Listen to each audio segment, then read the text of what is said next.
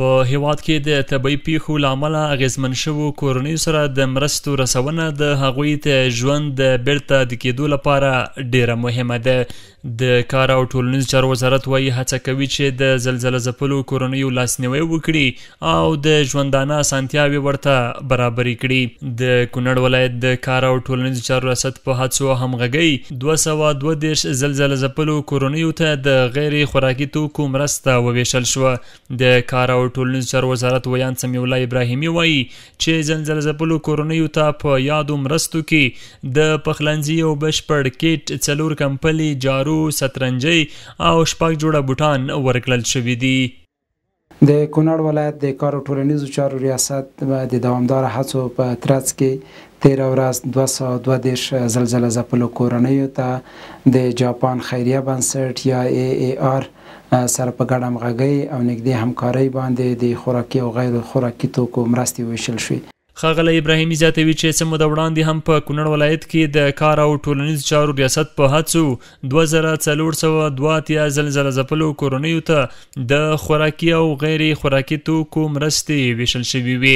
نوموړي له خیریه بنسټونو، نړیوالو مؤسسو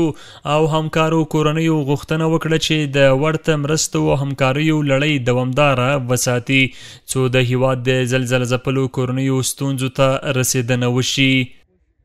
د یادونې وړ ده چې په تېره اونۍ کې هم د کونړ ولایت د کار او ټولنیزو چارو ریاست په همغږۍ باندې د ځینو خیریه بنسټونو او مؤسساتو په مرسته باندې 2382 زلزله ځپلو کورنیو ته خوراکي او غیر خوراکي توکو مرستې ویشل شوي دي او هڅه دا ده چې دغو هیوادوالو ته چې د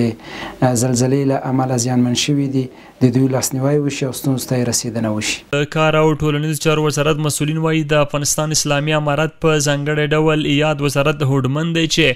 د زلزله ځپلو کورنیو ملاتړ وکړي او د هغوی لپاره د ژوندانه سهولتونه برابر کړي. د زلزله ځپلو کورنیو سره مرسته یوازې د عاجلې اړتیا پوره کول نه دي بلکې د هغوی د ژوند د بیرته د کېدو او د رواني فشار د کمیدو لپاره مهم دی.